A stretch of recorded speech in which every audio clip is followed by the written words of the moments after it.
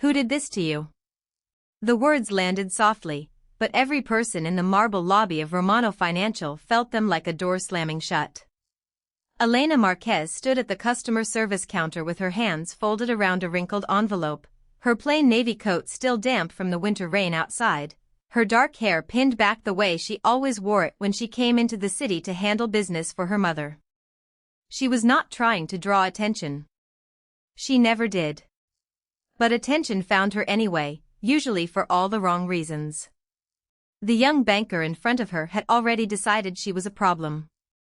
His smile was thin, his tie perfect, his patience gone the moment he saw the folded paperwork in her hands. I told you, ma'am, this branch can't process this without a secondary signature.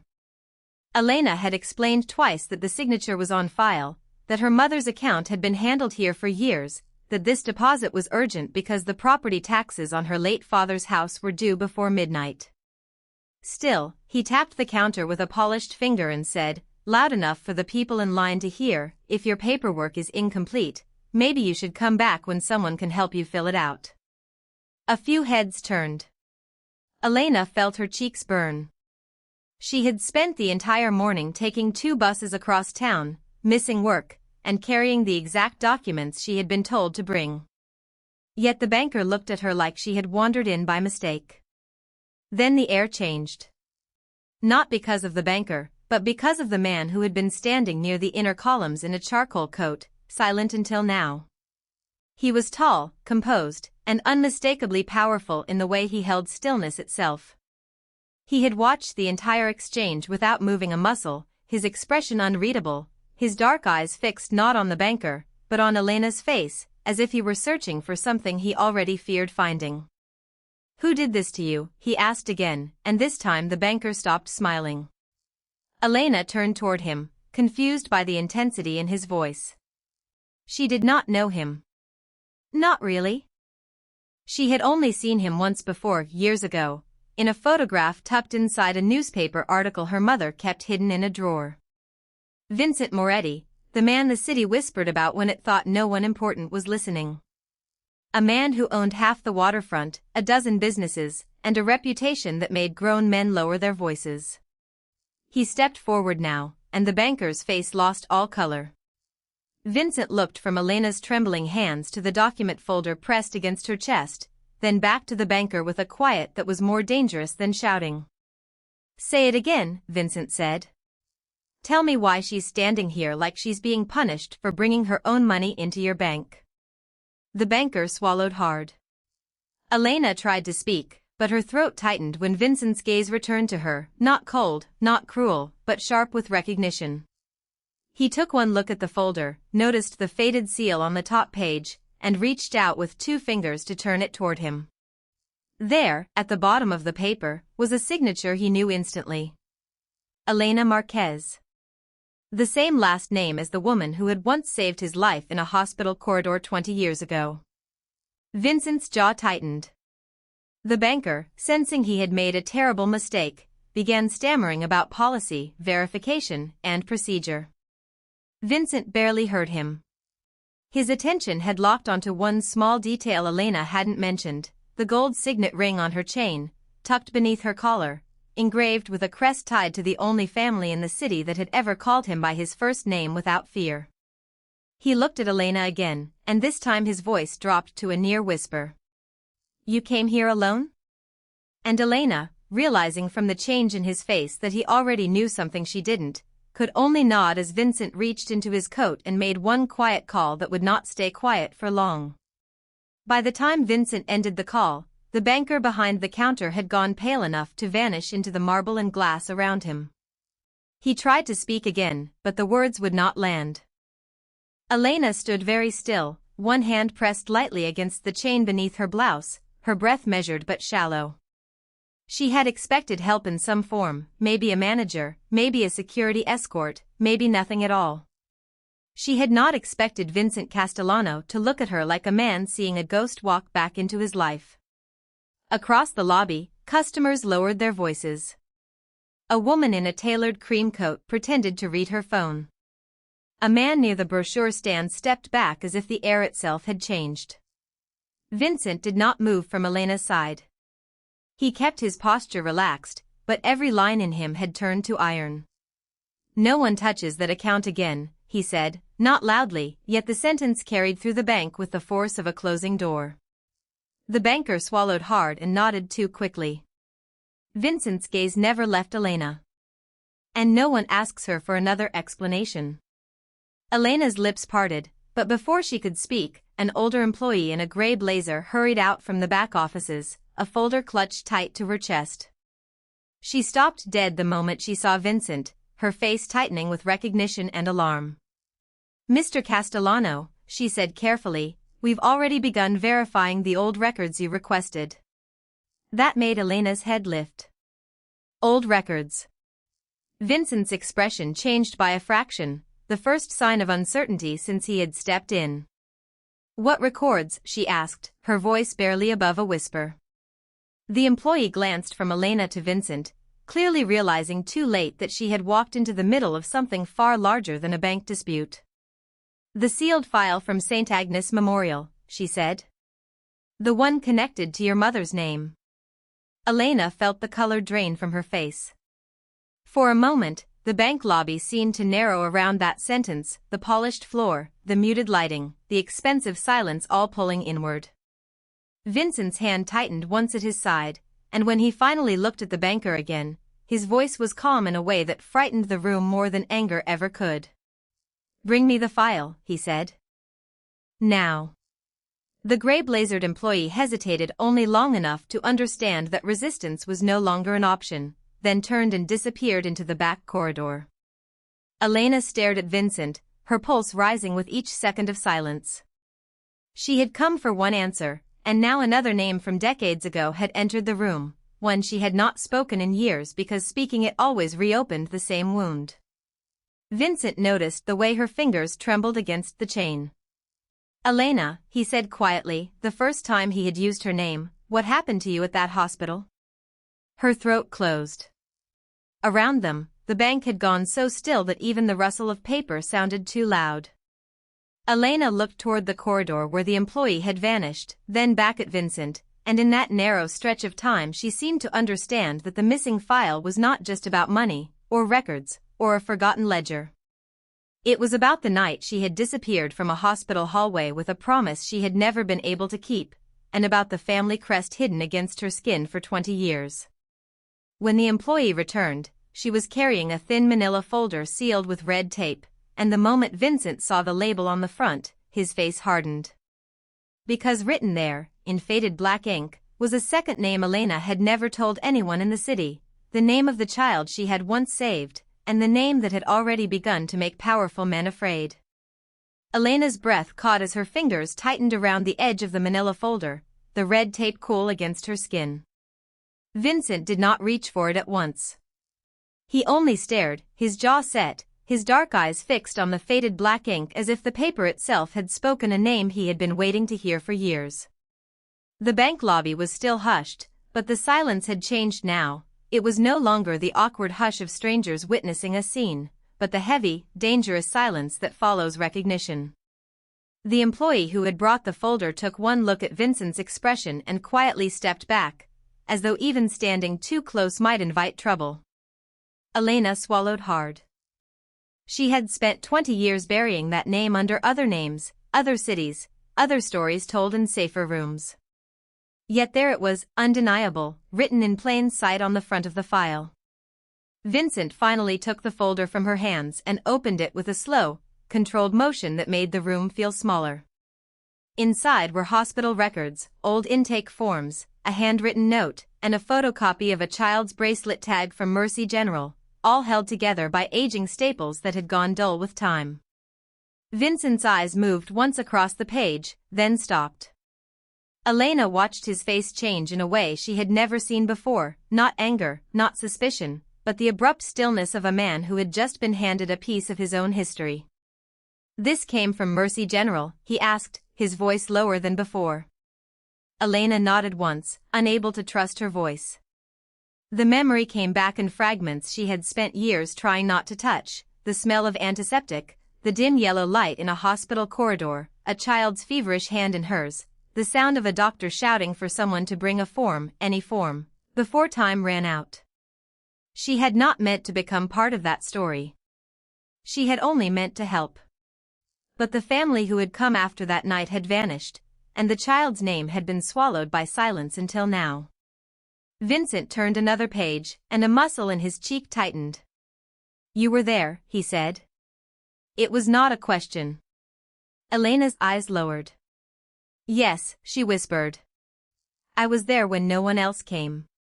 Around them, the bank teller had gone pale, and a couple near the end of the line had quietly stepped away from the counter, sensing that something much larger than a deposit was unfolding in front of them.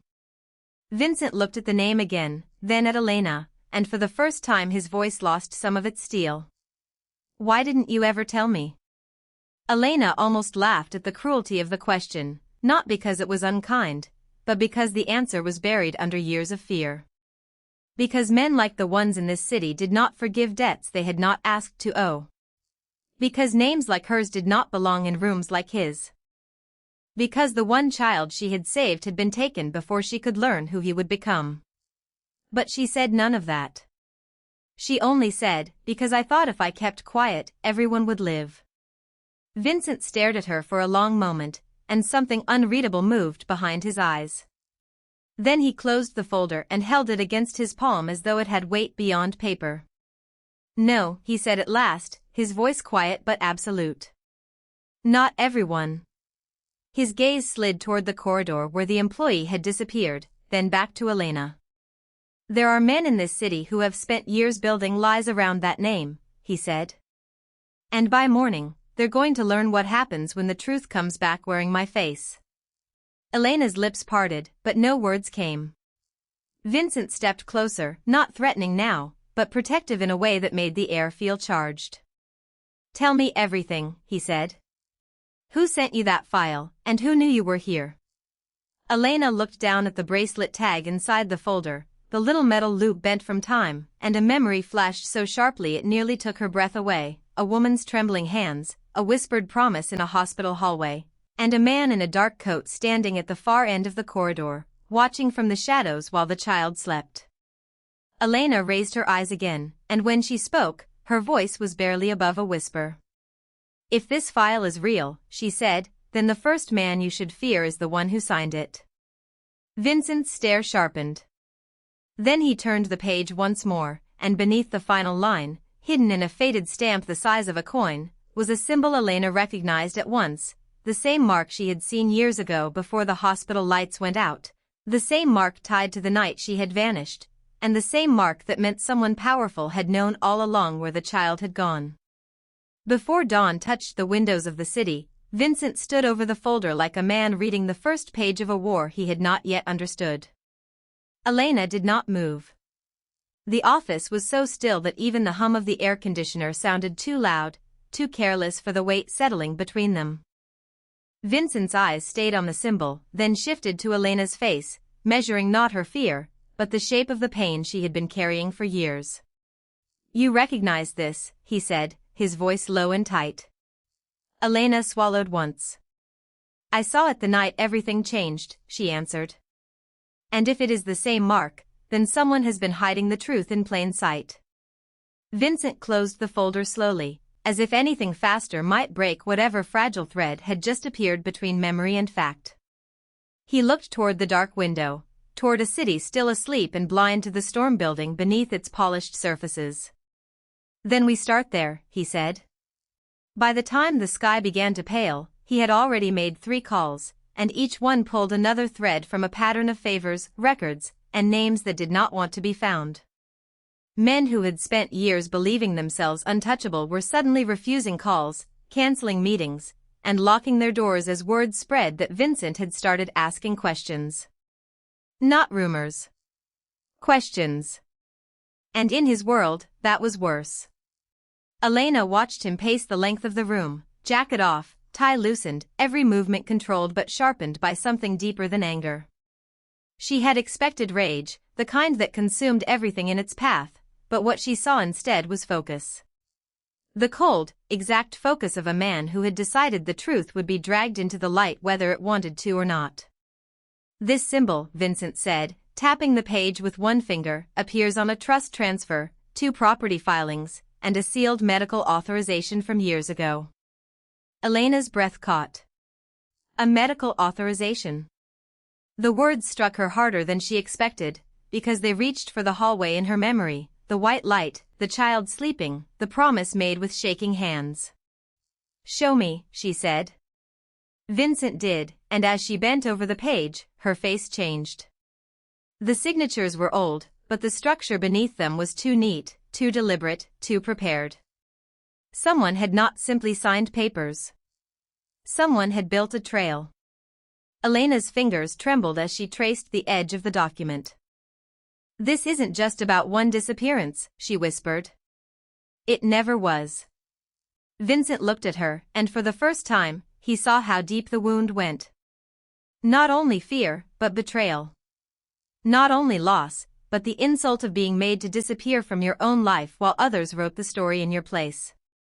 He reached for the phone again, and this time his voice was so calm it was almost worse. "I want every clerk, every attorney, every witness from that year. Pull the hospital archives. Pull the court seals. Pull the private security logs from every building tied to this symbol." There was a pause on the line, then a cautious answer. Vincent's jaw tightened. "I don't care what it costs. By noon, I want names." Elena turned away from the desk and crossed to the window, where the city was beginning to wake in gold and steel. Far below, cars moved like quiet insects across the streets, each one carrying people who had no idea their safe morning was already breaking apart. She should have felt relief, but instead she felt the strange ache that comes when truth begins to return too late for innocence. Vincent came to stand beside her, close but not intrusive, his reflection layered over hers in the glass. "Whoever did this," he said, "thought time would erase them." Elena's eyes remained on the streets below. "Time didn't erase them," she said. "It protected them." That was the moment Vincent's expression changed again. Not anger now. Recognition. The kind that arrives when a man realizes the enemy is not hiding in the shadows at all, but standing in positions of trust, wearing respectability like a mask. He looked back down at the folder, then at the symbol, then at Elena, and whatever he saw there made the decision in him harden into steel. "Then we stop protecting them," he said. A knock came at the door. One of his men entered without waiting for permission, face pale, breath tight.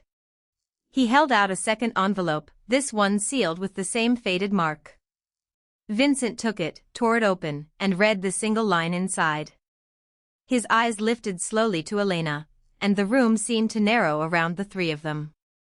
"They found the child's name," he said, "and the man who signed it is still alive." Vincent did not look away from the second envelope. The room had gone unnaturally still, the kind of stillness that made every small sound feel dangerous, and Elena could hear the faint hum of the air conditioner, the soft shift of paper in Vincent's hand, the measured breath he took before speaking again. "Read it," he said to the man who had brought it. The envelope had already been opened, but the man's fingers trembled as he unfolded the page and glanced down. His face lost color with every word. It was not fear alone that marked him now, but the uneasy look of someone who had stepped too close to a buried truth and realized it was still breathing. "It's a list," he said quietly. "Names, businesses, dates. All connected to the same account." Elena's throat tightened. She had seen enough in her life to know that paper could wound a person more deeply than fists ever could. Vincent held out his hand, and the page passed to him. His eyes moved once across the lines, then again, slower this time, each detail locking into place like pieces of a lock turning open. There it was again, that same seal, that same careful structure, the same pattern of trust being used to hide theft, threats, and silence. He looked up. Whoever built this thought they were untouchable. His voice was calm, but now it carried the weight of a verdict. They used church boards, charity foundations, city permits, and sealed signatures. They dressed corruption in polite language.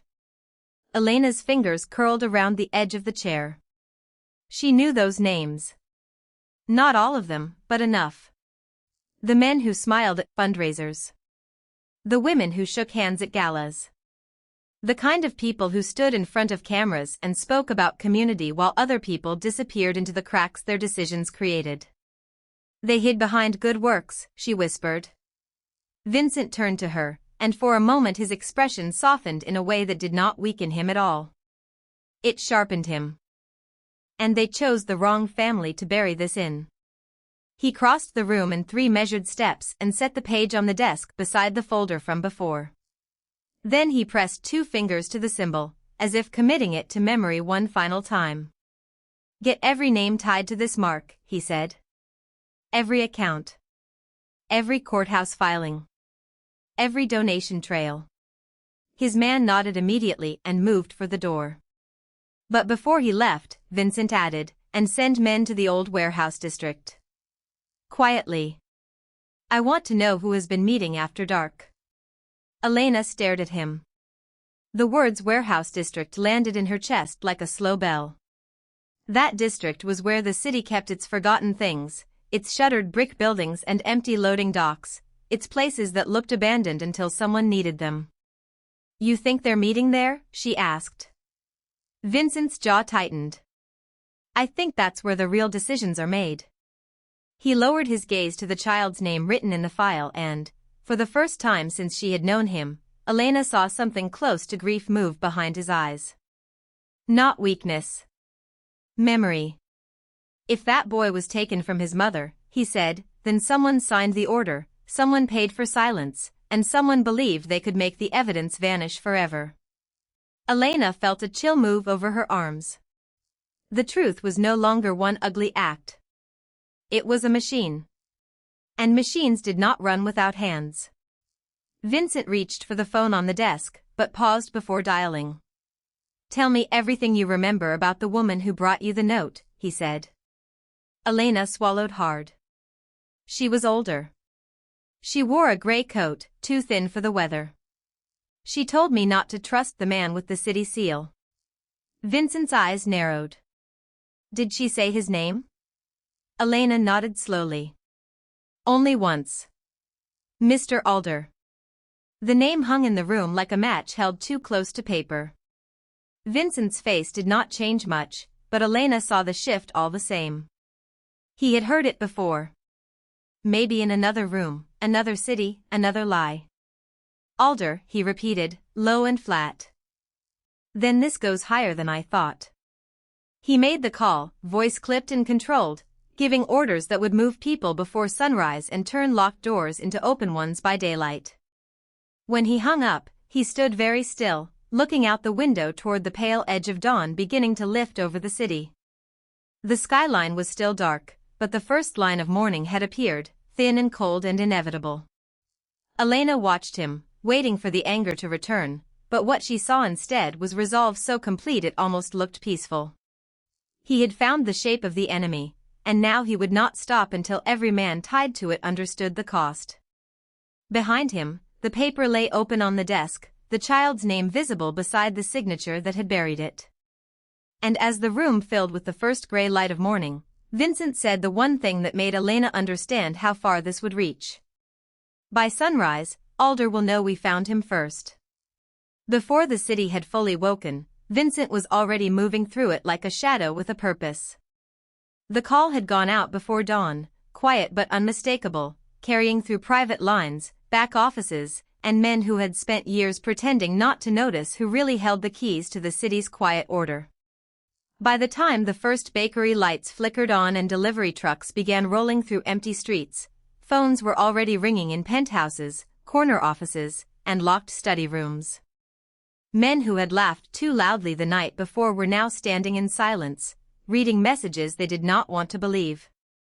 Elena stayed near the window, her arms folded tightly against herself, watching the pale morning spread over the skyline. Vincent did not look hurried. That was what frightened people most about him. He moved with the certainty of a man who had already seen the end of the story and simply had to bring everyone else to the final page. Alder didn't act alone, he said at last, his voice low and even. That means he had help. Elena turned toward him, searching his face. From who? Vincent's eyes remained on the city. From someone who thought he would never be found. He crossed to the desk, picked up the paper with the child's name, and set it beside a second document the courier had brought only minutes earlier. It was a ledger page, copied in haste, with a list of payments, dates, and initials that appeared ordinary until the pattern revealed itself. Elena stepped closer and felt the air change. One name repeated in the margins, then in the notes, then beside transfers that should never have been made. It was not a street name or a gang nickname. It was a man people trusted. A respected attorney. A public philanthropist. A face that smiled for cameras and spoke about community while quietly arranging the kind of favors that kept bad men protected and innocent people invisible. Vincent's jaw tightened, not with surprise, but with confirmation. So that's how he stayed hidden, he murmured. He never had to run the city. He only had to make sure the right people could never touch him. Elena's breath caught as she read the last line again. The payments had not stopped years ago. They had continued, recent and regular, right up to this week. Whoever had buried the child's name had not vanished. He had simply changed suits. Vincent took the ledger from her hands and looked at the signature at the bottom, his expression darkening with a calm that made the room feel colder. This is the man behind the curtain, he said. And once the city learns his name, every lie around him starts to crack. As if on cue, his phone vibrated again. This time he answered on the first ring. There was a pause as he listened, his face unreadable, then the faintest shift in his eyes. When he ended the call, he looked at Elena and said, "They found the child's mother." Elena went still. "Is she alive?" Vincent nodded once. "Barely. And she says she knows exactly where Alder is meeting his lawyer before noon." Before the morning light had fully reached the city, Vincent was already moving through it like a shadow with a purpose. The hospital room behind him was still and dim, the kind of stillness that made every machine hum feel louder than it should, and Elena could feel that the city itself had begun to shift around them. When Vincent stepped back inside, his coat carried the cold of dawn and his face carried something harder than anger. "She confirmed it," he said quietly. "Alder isn't hiding anymore. He's meeting his lawyer at a private club before noon, and he thinks the city still belongs to him." Elena stood by the window, one hand resting on the curtain, her knuckles pale. "Then let him think that a little longer," she said. Vincent looked at her, the corner of his jaw tightening. "You sound calm." "I'm not calm," Elena answered. "I'm clear." That made something in him shift, a recognition that she was no longer only the woman who had lost too much to speak above a whisper. She had become the kind of person who could look straight at a lie and wait for it to break. Vincent lowered his voice. "Tell me what she said." "Every word." Elena turned from the window. "She said Alder didn't just take her son. He made sure no one would ever ask where the boy went. She said there were papers, doctors, names changed twice, and money moved through a shell company tied to the city registry." Vincent's gaze hardened into something precise and dangerous, though his voice stayed measured. "A shell company means someone helped him cover it up." Elena nodded once. She mentioned a clerk. "Not a big name. Someone ordinary. The kind of man nobody remembers." Vincent let out a slow breath and looked toward the door as if he could already see the city opening its mouth to confess. "Ordinary men build the strongest walls," he said. "Because nobody looks at them twice." The nurse came in to check the four, glanced at the two of them and quietly left again, sensing the weight in the air. Elena watched Vincent pick up the ledger and the mother's statement, laying them side by side on the narrow table. He had the stillness of a man assembling a verdict. "If the lawyer is meeting him before noon," he said, "then this is where Alder decides whether to run or bargain." "And if he bargains?" Elena asked. Vincent's eyes lifted to hers. "Then he names everyone who helped him." The words landed between them like a door unlocking. Elena's throat tightened, because she understood what that meant. Alder had not protected himself alone. He had been protected by names, by signatures, by men in clean suits and polished shoes who had turned a missing child into paperwork and a missing mother into a rumor. Outside, the first cars began to move below the window, headlights sliding over wet pavement like pale needles of light. Vincent checked his watch, then his phone, then the ledger again, reading the same lines as if the truth might reveal a second layer if he stared long enough. "I want a team at the club in 20 minutes, he said into the phone. His tone was calm, but there was no softness in it now. "No one touches Alder until I say so. I want the lawyer watched, the exits covered, and the registry clerk identified before lunch." He ended the call and turned back to Elena. "If that clerk can be found, he can be pressured." Elena's eyes narrowed. "You think he'll talk?" "People who build lies from the middle are always the first to fold," Vincent said. Elena looked down at the statement again. Somewhere in those pages was the shape of a child's vanished life, traced in stamps and signatures and careful omissions. She pressed a hand to the paper, almost as if she could feel the pulse of the truth under it. "My mother used to say," she said after a moment, "that when a bad man starts buying silence, he's already afraid of the sound his own name makes." Vincent glanced at her, and for the first time that morning, a faint approval crossed his face. "Your mother was wise." "She was tired," Elena replied. "That makes people see clearly." Another call came in, and Vincent answered at once. This time his expression changed before he even spoke, his eyes sharpening with focus. When he hung up, he did not sit back down. He simply looked at Elena and said, "The mother's lawyer just arrived at the club." Elena felt the room narrow around those words. "Already?" Vincent gave a small nod. "And he didn't come alone." He stepped toward the door, already reaching for his coat, while Elena stared at him, waiting for the next piece to fall into place. Vincent paused with his hand on the handle, then looked over his shoulder and said, "If Alder is inside with backup, then by the time we get there, he may have already named the clerk." And with that, the real clock started ticking. Elena did not move at first. The words still hung in the air like a bell that had just been struck, and the room around her seemed to pull tight and still, every polished surface of the club reflecting a different angle of the same warning. The mother's lawyer had arrived, and he had not come alone. Vincent's hand stayed on the door, but his eyes were already working ahead, measuring risk, timing, consequence. In the low amber light, his expression hardened into that quiet, dangerous calm that made men obey before they understood why. "Stay close," he said, not as an order, but as a promise of control. Elena rose with a slow breath, her fingers smoothing the front of her blouse as if neatness could steady the pulse in her throat. She had spent years learning how to survive rooms where power was spoken in half-sentences and silences, and now she could feel one of those rooms waiting for her in the next hallway. As they moved, the club shifted around them, velvet chairs, brass rails, muted jazz, the clean scent of whiskey and expensive wood. But beneath all of it was something sharper, a tension that had nothing to do with business and everything to do with fear. Vincent walked ahead of her with the easy confidence of a man who had never had to ask permission to enter any room, yet Elena noticed the smallest change in him now, the way his shoulders squared when he thought of Alder, the way his jaw tightened when he thought of names being spoken out loud.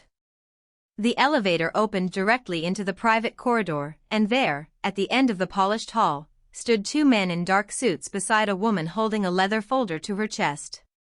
The lawyer was older, careful-looking, with silver at his temples and a face built for patience. One of the men beside him looked like a driver. The other looked like he had spent his entire adult life standing between danger and the people who hired him. Vincent slowed by only a fraction, enough for Elena to see the shift in the air. The older man turned first, and when his gaze landed on Vincent, it contained not surprise but recognition. "Mr. Romano," he said evenly. "I was told you might come yourself." Vincent's eyes moved to the folder, then back to the lawyer. "You were told by who?" he asked. The lawyer did not answer immediately. Instead, he glanced at Elena, then back at Vincent with a careful kind of restraint that suggested he had already decided how much to reveal and how much to protect. "By the mother," he said at last. Elena felt the meaning of those words settle over the corridor. Not by Alder. Not by the clerk. By the mother. Which meant the center of this thing had shifted long before anyone knew it. Vincent's gaze sharpened. "Then she's still speaking." The lawyer gave a small nod. "She has been speaking all morning, but not everyone wanted to listen." One of the men in the hall adjusted his stance, and Elena noticed a thick envelope tucked beneath the lawyer's arm, the kind that carried copies, statements, signatures, the kind of thing that could turn a rumor into a record. Vincent took one step forward, and the lawyer did not retreat, but the bodyguard beside him visibly tensed, as if expecting a collision that never came. "Tell me exactly what you have," Vincent said. The lawyer opened the folder just enough for Elena to catch a glimpse of papers clipped in orderly stacks, handwritten notes on top, and a photograph partially exposed beneath the edge of the first page. It was too far away to make out clearly, but something in the shape of it made Elena's stomach tighten. The lawyer followed her look and gently closed the folder again. "Enough to force a conversation," he said. "Not enough to end one." Vincent's mouth went still. Elena had the strange sense that the whole hallway was holding its breath. "Then we'll have that conversation now," Vincent said. The lawyer hesitated only once. "There is one thing you should know before you do." He shifted the folder lower, the leather creaking softly in his grip. "The clerk didn't act alone. And the name he gave this morning was not the first name on the list." Vincent stared at him, unreadable. Elena felt the floor tilt beneath that sentence. Not the first name. Which meant there were more. More than one person. More than one hand on the same story. The lawyer's voice stayed calm, but it had a weight now, a warning embedded inside the courtesy.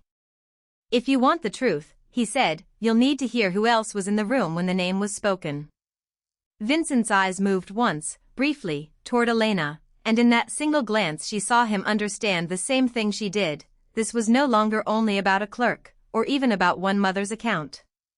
It was about who had been standing behind him the whole time, unseen, and who had started this before dawn ever broke. The lawyer took a careful breath and opened the folder again, this time turning the first page so Vincent could read the line at the top, and Elena, leaning just enough to see, caught the name that made every muscle in the corridor go rigid. Vincent did not move when he read the name. He only stood there, the paper held between two steady fingers, while the color slowly drained from the corridor around him. Elena felt the air tighten. The lawyer had not raised his voice, had not needed to. The room had already done the work for him, every breath now thin, every eye locked on the folder as if it had become a weapon of its own.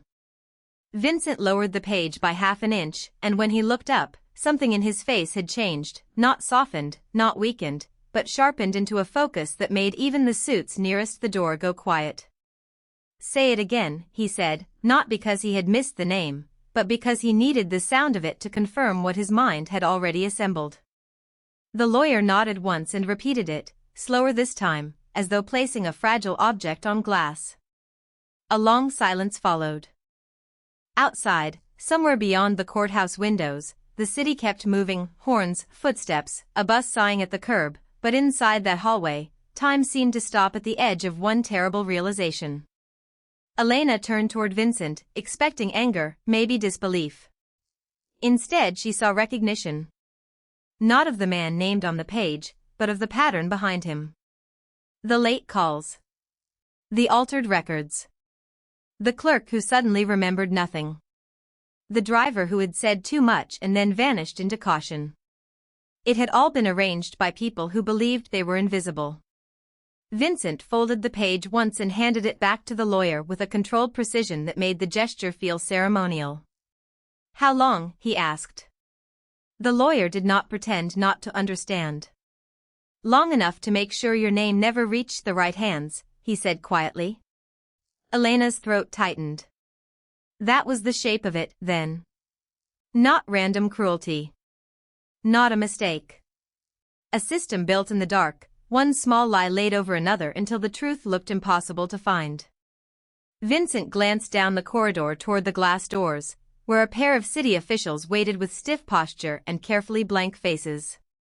Men who had spent years being believed because they wore the right ties and spoke in the right rooms. Men who had thought the distance between power and consequence was permanent. "Bring them in," Vincent said. The lawyer hesitated only long enough to confirm he had heard correctly, then stepped to the side and opened the door. Two men entered, one from the mayor's office, one from the state's finance division, both wearing the expression of people who had rehearsed calm and found none of it useful now. They stopped short when they saw Vincent, and then they saw Elena beside him, and something in their faces changed again. Not fear yet. Calculation. The kind that always arrives 1 second before fear and pretends it is only caution. Vincent did not offer them a seat. He did not offer them courtesy. "You filed a false review," he said. "You moved money you had no authority to move. You used a dead name to cover a live theft." The room seemed to contract around the words. One of the officials opened his mouth, but Vincent lifted a hand and ended the attempt before it became an excuse. "Do not insult me with a denial," he said. "I have the notes. I have the timestamps. I have the phone records. And I have the witness you tried to erase." Elena felt the weight of that sentence settle over her like a coat she had not expected to wear. Witness. Not victim. Not liability. Witness. She looked at Vincent then, really looked, and saw how carefully he had chosen each word, each movement, each pause. He was not performing rage. He was arranging truth so no one could step around it. The official from the finance division swallowed hard. "Mr. Moretti," he began. "The matter can be handled internally." Vincent's mouth barely changed. "No," he said. "It can be handled honestly." The words were simple, but they landed hard enough that the corridor seemed to inhale around them. Then he turned to Elena, and when his voice changed, it changed so completely that the officials understood at once they were no longer part of the center of the room. "You were right to bring it forward," he said. "And I'm sorry you had to stand alone long enough for them to think they could bury it." Elena felt her eyes sting, though she refused to let the tears fall. She had spent too many years being thanked in ways that changed nothing. This was different. This was a man with real power saying the words that mattered while the people who had ignored her were forced to hear them. The lawyer stepped forward and placed the full packet on the ledge beside Vincent, now thick with copies, exhibits, and signed statements. "It's all here," he said. "Enough to open the investigation this afternoon." Vincent nodded once, then looked to the officials. "By sunset," he said, "their access is gone. Their phones are seized. Their office keys are turned in. And every city contract they touched will be reviewed by someone who answers to the law, not to their friends." The finance officer went pale. The other man's jaw tightened, but neither of them spoke. There was nothing left to say. Around them, more people had gathered at the hallway entrance, clerks, aides, a deputy sheriff, even the receptionist who had earlier looked past Elena as if she were part of the wall. Now they watched her differently. Not with pity. With shame. And in that silence, Elena understood the real punishment had already begun. It was not the headlines. It was not the hearings. It was this moment, when the city's respectable men realized that the woman they had dismissed had not been alone, and had never been powerless at all. Vincent closed the folder and handed it to the lawyer. "Make copies," he said. "Send them where they need to go." Then he looked at Elena one more time, and for the first time that day, his expression was almost gentle. "Come with me," he said. She hesitated, only because old habits die slowly. Then she saw the way the corridor had opened around them, the way every man who had once looked through her now looked down. Not at her, but at their own reflection in what she represented. Elena took one breath, then another, and set her shoulders the way her mother had taught her to do in rooms that tried to shrink her. When she stepped beside Vincent, no one stopped her. No one spoke. The officials remained frozen near the door, holding the weight of their own fear like a sentence they could not appeal. And as Vincent led her toward the morning light spilling through the courthouse windows, Elena realized the truth had not merely been uncovered. It had been restored.